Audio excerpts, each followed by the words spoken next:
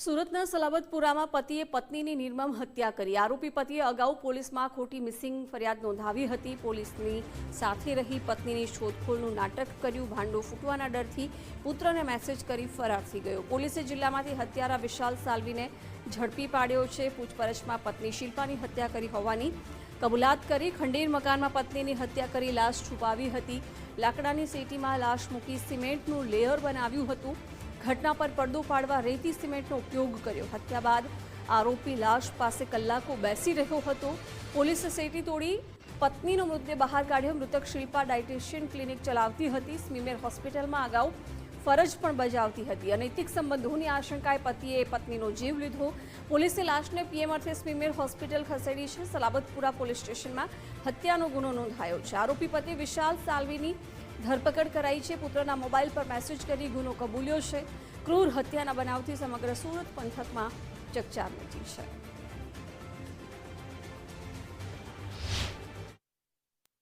Missing દાખલ કરાવનાર વિશાલ સાલ્વી છે એ પોતાના ઘરે એક ચિઠ્ઠી લખી અને ઘરેથી નીકળી જાય છે। પોલીસ તપાસ દરમિયાન પોલીસ પણ ઇન્વેસ્ટિગેશન મિસિંગની કરી રહી હતી, એટલે એમના ફેમિલી મેમ્બરના કોન્ટેક્ટમાં હતા અને એમના જે ભોગ બનનાર અને જે હસબન્ડ છે વિશાલ, એના ઘરે એના દીકરા પાસેથી એક ચિઠ્ઠી મળે છે। જે ચિઠ્ઠીમાં વિશાલ લખીને જતા રહે છે કે ભાઈ મારી ભૂલ થઈ ગઈ છે અને આ રીતે એક ઘટના બની ચૂકી છે। એ સંદર્ભે પોલીસે તપાસ કરતાં જ્યારે ખબર પડી કે એનું જૂનું ઘર માંદરવાજા પાસે છે, તો બંધ મકાનમાંથી એક લાકડાના બક્સામાં ડેડ બોડી મળે છે।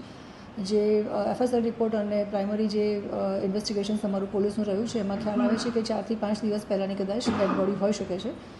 ડેડ બોડી થોડી ફૂલેલી હાલતમાં મળી આવે છે। બોડી પર સ્કાર પણ છે અને જેણે પણ આ કૃત્ય કર્યું છે એણે રો સિમેન્ટ પણ આ બોડી પર નાખેલો છે।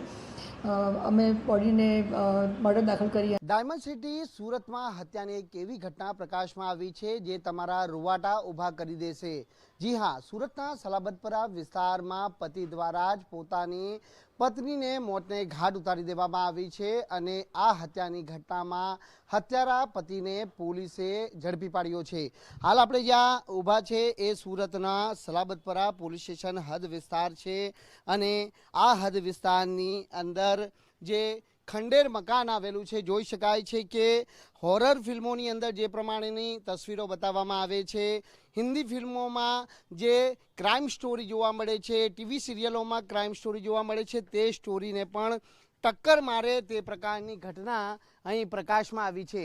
હાલ આ ખંડેર મકાનની અંદર જ જે વિશાલ સાલ્વીએ પોતાની પત્નીને અહીં લઈ આવ્યો હતો અને ત્યારબાદ છે તે મોતને ઘાટ ઉતારી દીધી હતી। એટલું જ નહીં, પરંતુ મોતને ઘાટ ઉતાર્યા બાદ પતિ દ્વારા જે લાકડાની સૂટકેસ છે એ સૂટકેસની અંદર તેની લાશને સિમેન્ટ અને રેતીના ઢગ વડે જે ઢગ નાખી અને ત્યારબાદ તેની લાશને સગે વગે કરવાનો પ્રયત્ન કરવામાં આવ્યો હતો। આ બાબતની જાણ ત્યારે થઈ જ્યારે પતિ દ્વારા પોલીસ મથકમાં પોતાની જ પત્નીની મિસિંગ છે તે નોંધાવવામાં આવી હતી। પોલીસે તાત્કાલિક ધોરણે આ મામલે તપાસ શરૂ કરી, પરંતુ પોલીસ તપાસમાં કોઈપણ પ્રકારની ભાળ મળી નહોતી।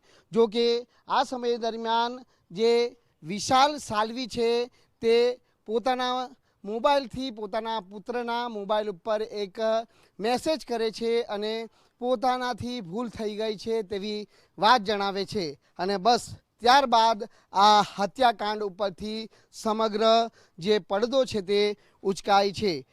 હત્યાની ઘટના બાદ ફરાર થઈ ગયેલા વિશાલ સાલ્વીને સલાબતપુરા પોલીસની ટીમ દ્વારા ઝડપી પાડવામાં આવ્યો છે। જો કે હત્યા પાછળનું કારણ શું છે તે હાલ હજી બહાર આવ્યું નથી, પરંતુ ક્યાંક પારિવારિક ઝઘડો મૂળ હત્યાનું કારણ હોવાનું માનવામાં આવી રહ્યું છે।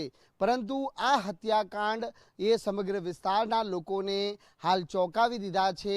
પત્ની જે છે એ અડાજણ વિસ્તારમાં ડાયટિશિયન તરીકેનું ક્લિનિક ચલાવે છે અને શું કારણ હોઈ શકે કે પતિની આટલી નિર્મમપૂર્વક હત્યા કરવામાં આવી તે તો પોલીસ તપાસ બાદ જ બહાર આવી શકે તેમ છે।